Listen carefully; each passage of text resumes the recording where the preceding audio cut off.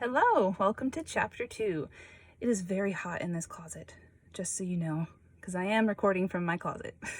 So bear with me as we sweat through this. So chapter 2, the name of the chapter is Church and State.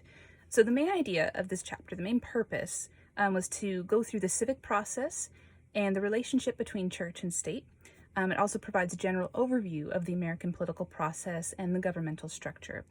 So I won't spend a lot of time talking about, what does the American government structure look like, policy process and all of that. But I will just kind of give some quick bullet points of what stood out to me and what helped me sort of process through, what is the relationship of church and state? What is the purpose of government? And where am I, in all of this? Where's Jesus in all of this? So what is the Christian relationship or role when it comes to government? I think a quote from page 22 sums it up really well. So Christians are called to comply with governing authorities. Scriptural reference is Romans 13:1. However, when a government ignores or supports injustice and disorder, Christians should not enable it or stand silently by. And scriptural references there are Proverbs 31:8-9 and Isaiah 1:17. And there's going to be more to come in chapter 7 on this. But I want to kind of go back to where it says, when a government ignores or supports injustice and disorder.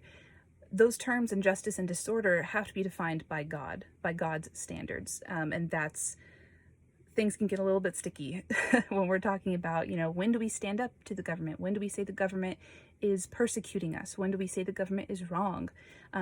So those are things we can dig into a little bit later, maybe in the IG Live or in comments.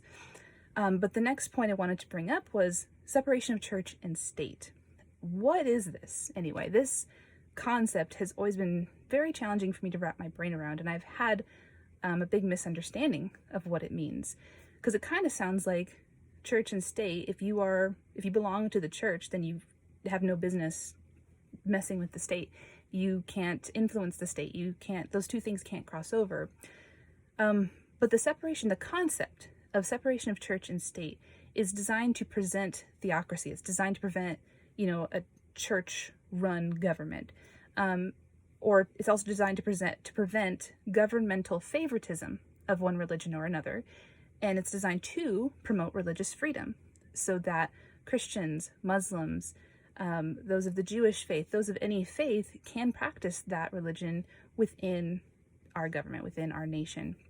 It does not mean that Christians or any other faith group are not allowed to get involved. We should bring our values to the table.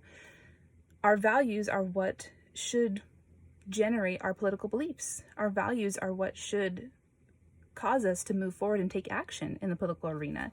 But we also need to do this with respect and an understanding that not every biblical commandment will be, or is maybe even meant to be, a law of the state. And that's expounded upon a little bit more in the book on page 35.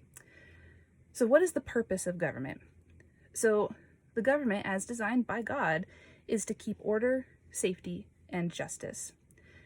And again, those words, order, safety, justice, those are defined by the Lord. And where we encounter issues is when our own ideas come into play.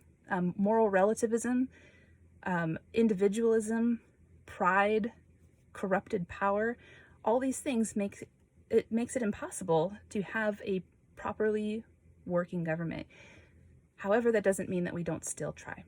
That doesn't mean that we ignore when something is off, when there is injustice, because the deeper we get into our relationship with Jesus, the more we will understand what those things really are supposed to look like. Order, safety, and justice. We'll know because of what God has shown us. And then as humans, inside of us, we do have an understanding. We have it in us what those things are. So that kind of brings me to my next point, convictions and values. So convictions and values are a little tricky for me because I tend to want to hear all sides of something before I say, yes, this is what I believe.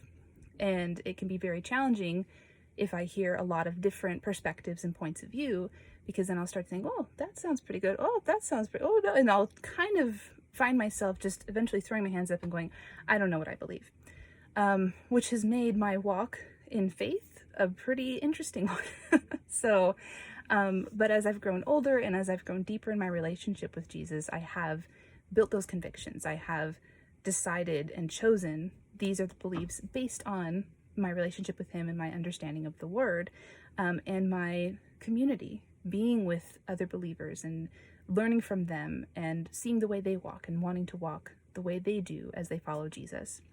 So where I struggle too with this is when I get into an argument or a debate or a conversation with someone who doesn't hold the belief that I hold, or who holds a belief that is maybe challenging to my own. Confidence in my convictions will actually empower me to be a more charitable witness. So again, going back to that concept from chapter 1, the witness over the win. So my gut instinct is I want to win. I want to be right. So as we're having this conversation, I'm just thinking of ways that I can tear down your argument. And while there is a purpose to that, it's good to be good at arguing and good at structuring an argument and persuasive. It's not good to do it at the expense of witnessing well. So the more confident you can become in your convictions, the more empowered you'll be to be a more charitable witness, even in and especially in the midst of a debate or argument. It's not required that you agree. And this is a loose paraphrase from a law professor, John Inazu, and he's quoted on page 34 of this chapter. So we seek the best for humanity, to recognize human dignity, and to see our fellow humans flourish. That's why we get involved in politics. So my prayer for you today is just that you're blessed as we approach the weekend, and that you just have some time to rest and to process things with Jesus. Process your convictions, process your values, process what in the world is politics. And especially if you're reading the book, I would encourage you to take your time, go through it slowly, and look up those scriptural references, look up the resources. There's tons of footnotes in the back, or endnotes rather, and a little bit of footnotes at the bottom, so you can look at those resources and dig a little bit deeper. All right, you guys have a great weekend. Love you and be blessed.